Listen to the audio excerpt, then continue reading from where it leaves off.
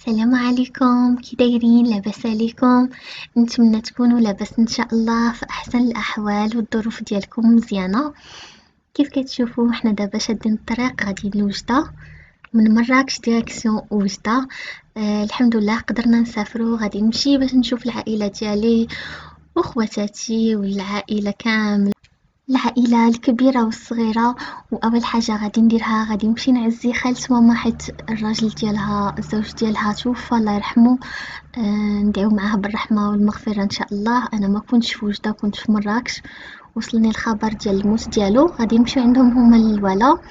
وفي نفس الوقت توحشت بزاف المدينة ديالي، واخا كاين مراكش وطنجة كيتعتبروا يعني من أرقى المدن، ولكن دايما كنتوحش وجدة حيت فيها العائلة ديالي وحيت المدينة ديالي اللي كبرت فيها وتزاديت فيها. فإن شاء الله رحنا غاديين. آه، ومن بعد 9 ديال السوايع ديال الطريق وأخيرا وصلنا بالليل. كيف كتشوفوا دابيتود كنديرو 8 9 ديال السوايع حيت حنا كنوقفو بزاف. وأول حاجة درتها من بعد ما ارتحيت بطبيعة الحال وشت العائلة ديالي في الليل، إلا غدا عليه مشينا لفزوان، واحد نواحي الجهة الشرقية. آه، وبغيت ندير بكم جولة خفيفة فيها. بلاصة صغيرة اللي يجيوها الناس اللي ساكنين في الجهة الشرقية. كيبيعوا فيها الخضر والفواكه ديال المنطقة، وكمنتزه للترفيه للناس. وفيها بضع محلات، منهم هاد المحلات ديال الفخار. وهنا بغيت ندير بكم دويرة خفيفة في هاد المحل ديال الفخار اللي عنده حوايج زوينين بزاف، طويجنات صغيورين وبزاف ديال الديكورات ديال المنازل كيف كتشوفوا.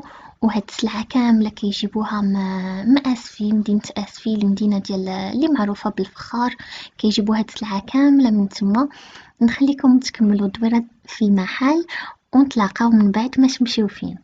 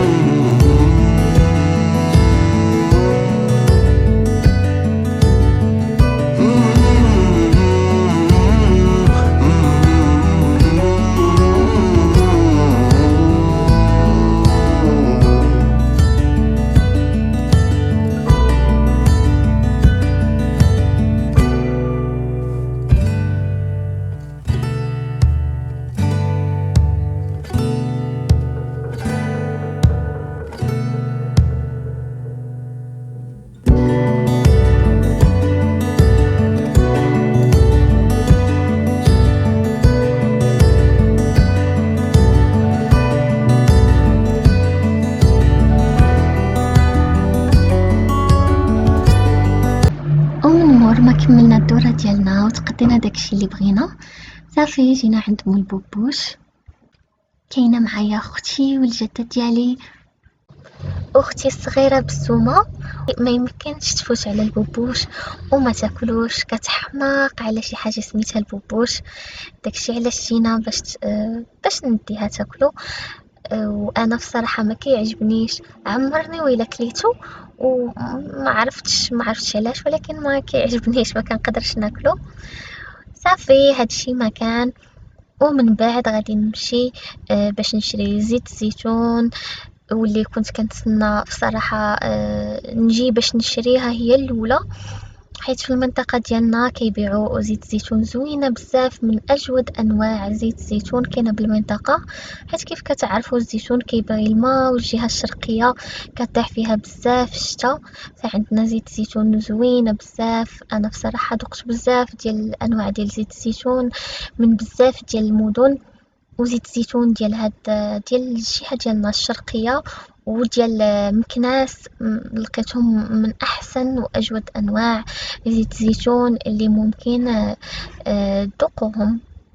دابا من غادي نسالي وغادي نطلعوا البركان، حيت زيت الزيتون غادي ناخدها من بركان ماشي من فزوان عند واحد السيدة. وخليكم معايا باش تشوفوا اكثر وتعرفوا على زيت الزيتون اللي غادي ناخد. كيف كتشوفوا هنا البرميل عامر بزيت الزيتون، حيت يلاه طحنوه، وهنا عطاتنا السيدة زيت الزيتون باش نذوقو ونختاروا اللي بغينا ناخدوها. صافي من بعد ما اختارينا النوع ديال زيت الزيتون اللي بغيناه، خديت كمية كبيرة حيت انا في الاصل كنطيب حتى بها. حيت زيت الزيتون معروفة أنها صحية، وأنا وليت كنتفادى أي حاجة ماشي صحية، كنحاول يكون الأكل ديالي ما أمكن صحي. الحاجة الأولى اللي بديت بها هي بديت كنطيب بزيت الزيتون، ما بقيتش نهائيا كنطيب بالزيت العادية. صافي كان هذا هو الفيديو ديال اليوم، نتمنى يكون عجبكم وكان خفيف عليكم، ونتلاقاو فيديو جديد ان شاء الله. حنا صافي غادي ناخدو الزيت ديالنا وغادي نرجعوا لوجده، حيت الوقت ما بقاش ودايرين 8 صافي كلشي كيسالي كيحبس كلشي، والناس كامله خاصها تكون في ديورها من الاحسن. داكشي علاش غادي نرجعوا ان شاء الله شويه بكري.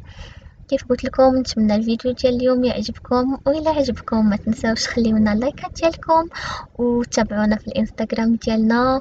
واللي ما تابوناش مرحبا به، الا بغى يتابونا ويعجبو المحتوى ديال القناه يشترك او لا يشترك، يضغط على زر الاشتراك الاحمر ويفعل الجرس هكذا باش يتوصل بالجديد ديال الفيديوهات ديالنا. ونتلاقاو في فيديو جديد ان شاء الله.